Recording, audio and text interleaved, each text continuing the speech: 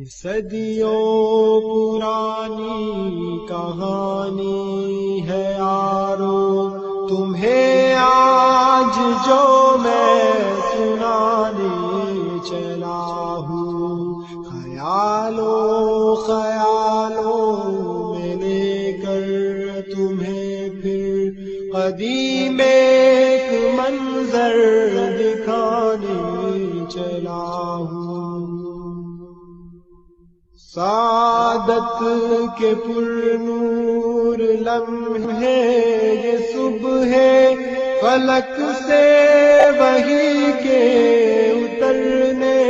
کے دن ہے، وسیع ہے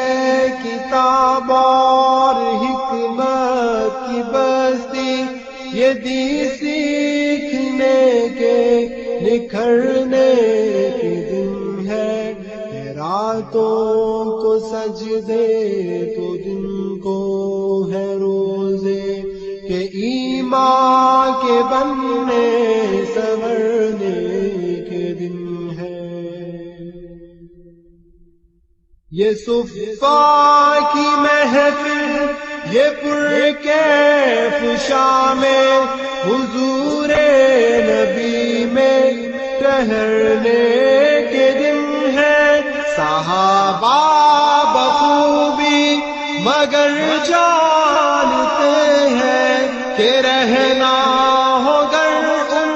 کی صحبت میں دائم، تو اللہ کی خاطر یہ مرنے کے دن ہے۔ ہوئی ہے جو قندیل توحید روشن، پتنگوں کے جلنے بکھرنے کے دن ہے۔ اسی روز و شب میں اسی کشمکش میں صحابی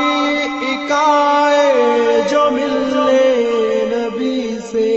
کرے تاکہ اسلام پر وہ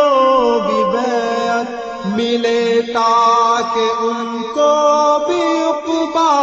کی راحت، شروع سلسلہ عہد کا جب ہوا تو وہ بولے بصد احترام و محبت، جہاد اور صدقہ نہیں میرے بس میں، بس ان دو کی میں معذرت ہی کروں گا، تو دستے مبارک کو کھینچا نبی نے، بتایا کہ ایسے میں بیعت نہ لوں گا، تحیر سے پھر آپ نے ان سے پوچھا، نہ صدقہ ہی دو گے نہ غزوہ کرو گے، بتاؤ تو جنت میں کیسے چلو گے؟ اسی ایک لمحے سمجھ بات آئی، اطاعت گزارے شہ انبیاء کو، کہ جنت کا سودا تو سستا نہیں ہے، کہ جنت کا سودا تو سستا نہیں ہے، کہیں جا کے تکمیل بیعت ہوئی پھر۔ جوانوں فقط تم سے یہ پوچھتا ہوں، تم اپنے نبی سے عہد توڑ لو گے، نہ خرچے کرو گے نہ جنگیں لڑو گے، مقاصد کو اعلیٰ نہ رفع کرو گے، جو سیکھی ہے تم نے رمی چھوڑ دو گے، تو کیا اپنے بستر